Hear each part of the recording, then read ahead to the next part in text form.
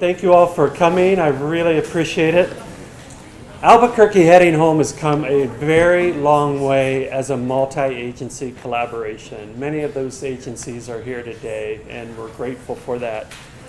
We've been working now for 7 years housing those who are chronically homeless and medically vulnerable. And if you look at this board here to my left, there are 700 keys representing 700 individuals who have been housed over these 7 years.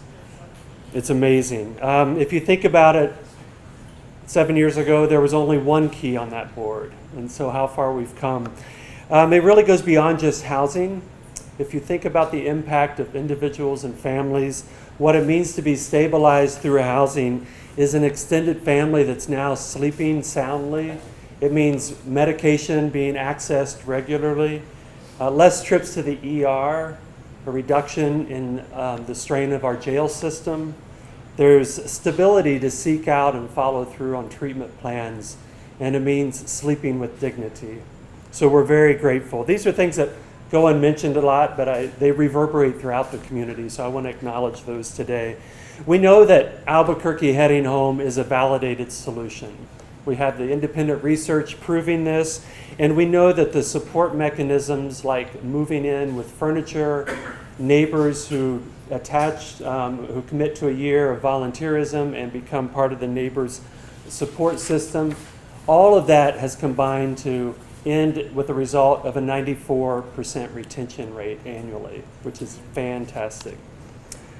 Future milestones for this great collaboration are really dependent upon funding. We're gathered here at 700 Second, which is a permanent supportive housing solution. We need more and more and more of that. We know what works. It is housing, and we'll be able to successfully house the next 700 contingent upon continued funding and community support. So together, public and private, I think we can do this. We've done 700. We're here to celebrate that today. We can do 700 more. We can continue to make experiences of homelessness rare, short-lived, and non-recurring. So I'm honored today to welcome our champion in this, our Mayor, Richard Berry, and I invite you to come up and share a few words. Sure.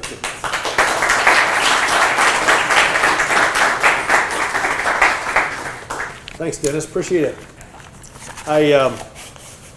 What a cool and humbling thing to be involved with you and everybody that's here today who is passionate about housing the homeless, the chronically homeless, families, people that are medically vulnerable, people, quite frankly, most likely to die in the streets. And when you think about what your calling is on any given day when you get up in the morning, and when you think about what's a good reason to be tired when your head hits the pillow at night, I can't think of a better thing. I really can't think of a better way to spend our time and our passion and our energy and our leadership capabilities as a city than this. It's hard to describe from the standpoint of being in the mayor's chair when you see somebody, any one of these 700 individuals who have had an opportunity that they didn't have before, because we decided in Albuquerque that we weren't going to do things the way we used to. That we weren't going to sweep our problems under the rug, that we weren't going to kick the can to the next city, the next town, the next administration, the next nonprofit.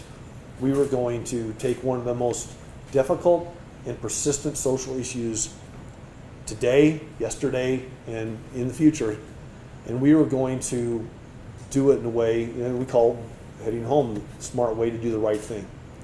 And you sure have, all of you. From the nonprofit providers to the families to the participants themselves who have actually said yes to this opportunity to get their lives stabilized. And as Dennis said, the thing that also has struck me as a mayor is how difficult it is for people to get their situation under control, to get the help that they need when you're struggling for survival on the streets. You just can't do that. You just can't struggle for survival and get the things done in your life that you need to get done to get out from underneath an overpass or to get out from being in a homeless situation. And it might be substance abuse issues, it might be mental health issues, it might be any number of things. But you just can't do it while you're struggling for survival. So what I'm most proud about in our city, boy, that first key was a hard one, wasn't it? I mean, Rob Naughton is here. And you know, that first key was the toughest, and the first 5 keys and the first 6 keys, and taking all these well-intentioned systems and breaking these barriers down and getting everybody that was working already in this space to work better together and have this collaborative approach and this you know, community response approach that we've developed in Albuquerque, I think was the biggest issue. And so the first issue was, how do we get a system that works better? Now I think, as Dennis said, the issue is resources. Let's make sure that we continue this work. I was proud to give a speech nationally not too long ago where I got to tell the country and the world that, you know, Albuquerque has reduced our unsheltered homeless population, according to one study, by 80%, chronic homelessness by 40%, and we were able to get to functional zero, which means we were able to end veterans homelessness in Albuquerque by HUD's definition. So that's a proud moment, isn't it, for any mayor? But then in the next breath, we need to acknowledge that there will be work to do today, tomorrow, and the next day. So this work never ends. But the reason that we've been so successful, and the reason that cities like Anaheim, California, and Lexington, Kentucky, and others have taken this approach is because you have proven, and we have proven as a city, that it does work, and that it really is a smart way to do the right thing.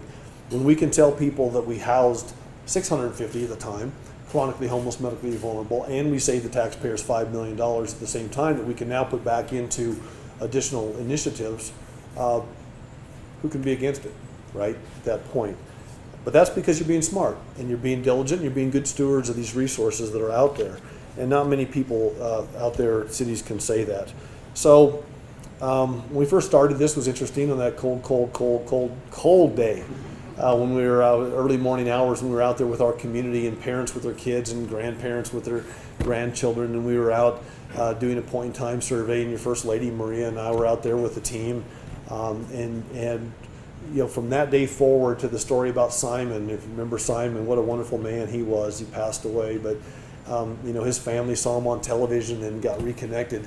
They thought he was dead already, and to see that story, and to see, you know, and to see the stories about what happens when things don't work out. You know, Mike, I always think of Mike. You know, he was what, 126th, I think, individual, and you know, he was one of those few that when it doesn't work, it doesn't work, and it's a sad story, right?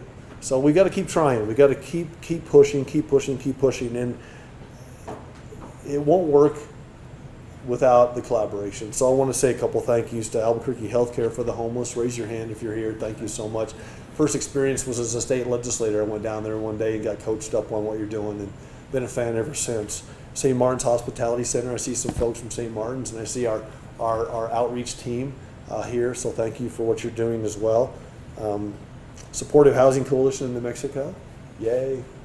New Mexico Coalition to End Homelessness, I don't see here, but First Nations Community Healthsource, anybody from First Nations here, great work that they're doing. Therapeutic Living Services, great collaborator. The Rock at NoonDay, I don't see Dennis here, he must be out doing something else. APD, certainly your police department and the men and women at APD have really taken it upon themselves to be really advocating now out in the community, and they're doing great things. Albuquerque Heading Home, certainly. And then the City of Albuquerque Family and Community, Doug and everybody down there. Heidi is here today, so thank you so much. Heidi was one of the original pushers on the mayor. I called Heidi and I said, "How do you end homelessness?" She says, "Get people a home." and so that was the easy side. That was the synopsis at the end of the study that was this thick, right? So that's what we're doing. But like I say, it's going to take ongoing investment. I want to thank Dennis for your passion in everything that you're doing. Jody, I don't see Jody here today, but Jody Jepson, Megan McCormick, our partners. I already talked about Heidi and Doug. The collective board of Heading Home, thank you so much. Robin, are you now the chairman of Heading? No, Moss, huh? Who's your new chairman? Do you have one yet? We do, Sandy Haslett. Sandy, okay. So say thanks to Sandy. And then, of course, Robin Dozier Otten, who was my family community director for the City of Albuquerque when we kind of sat down early on, first months, first weeks, I think, and started talking about how to do things differently. And then, of course, members of that core vision team that were always there, and they never gave up, and never gave up on the people of Albuquerque, never gave up on this initiative. And so here we are today. I'm so proud to see that 700th key being put up there, And I just look forward in the years to come to hear more and more stories about your great work. We've got 3 months left as your mayor, but we're not going anywhere. So call me when we're done, and we'll jump right in there with you. And thanks for letting me be part of this. Appreciate it. Am I introducing Kim, or are you? Yeah, thank you.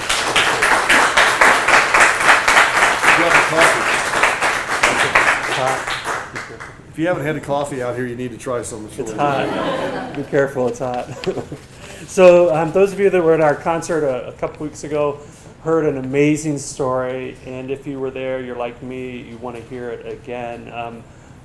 We want to invite up Kim Trujillo to speak to the story behind the 700th person that's being housed. So Kim? Thank you.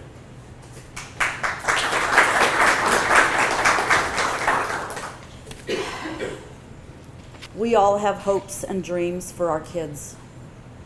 When people raise a child, they never dream of him or her being homeless. My hopes for my off-the-charts intelligent son were a different H word, Harvard. In grade school, my son Miguel was diagnosed with ADHD, but it was something more. Over the years, I learned that it was oppositional defiance disorder, PTSD, depression, and he'd also suffered a head injury from a skateboarding accident. At 14 years of age, he ran away from home. He was gone for 9 months, and he'd gone to Arizona and Colorado. And as you can imagine, my family and I went through hell just wondering if he was dead or alive. He did come back. And he spent most of his adolescence in detention, in juvenile detention. He resorted to self-harm. He had many ER visits as a result of cutting his arms too deep. Since then, he was on the street, in and out of detention, kicked out of apartments, motels, friends' houses, and group homes. Because he's gotten violent and aggressive with me and my daughter, coming home was not an option. Early this year, I heard about Albuquerque Heading Home. A friend told me it offered help with housing and many other services.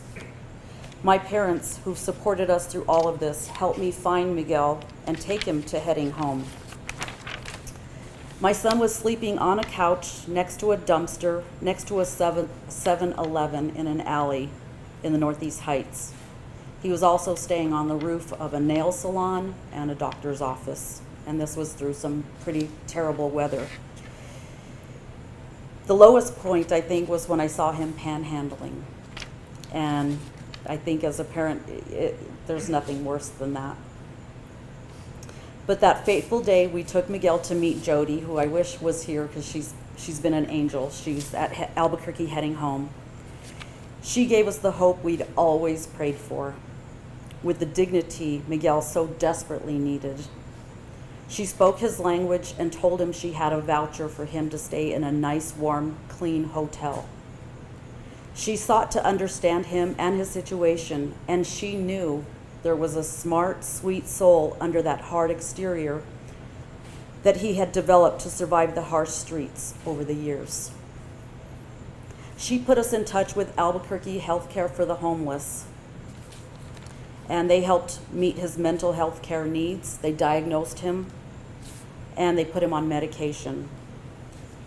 He has full-blown schizophrenia and paranoia. But this was the beginning to his new life and renewed hope for his entire family. Jody also put us in touch with Therapeutic Living Services, and our next angel appeared as his social worker, Rachel. She found him an apartment through the Supportive Housing Coalition. She takes him to appointments, and she makes sure he is getting the services he needs. Jody made sure his apartment was furnished and fully stocked.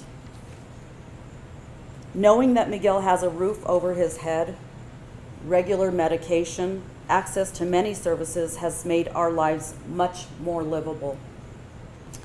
We can sleep at night knowing he is safe.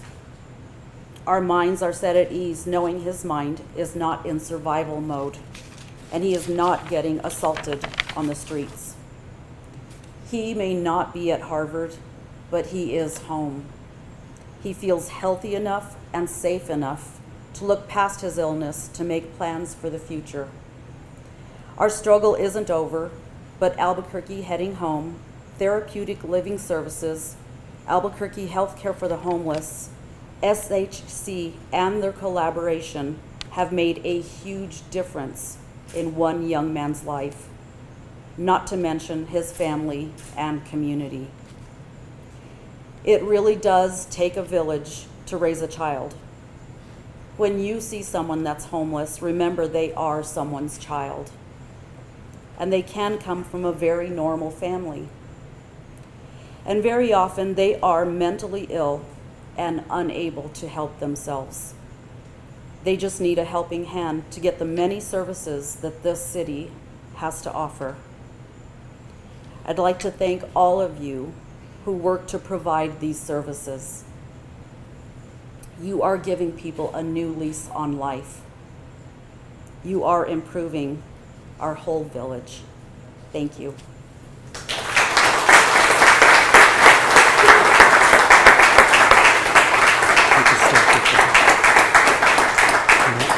So I actually lied. There aren't 700 keys up here. There's 699, and I wanted you to be able to put the 700 key up there. I want to watch you do it.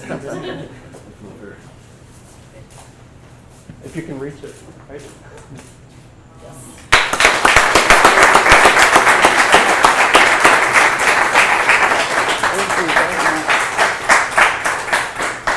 Thank you, Kim. You know, that's what it's really all about, and I love hearing the real stories. Sometimes we get caught up in the crisis side of things, and that becomes especially our work lives. So thank you for being willing to share a very personal story and remind us all why we're here. And now I want to encourage us to go out, get more funding, more housing, and help more people, so get back to work.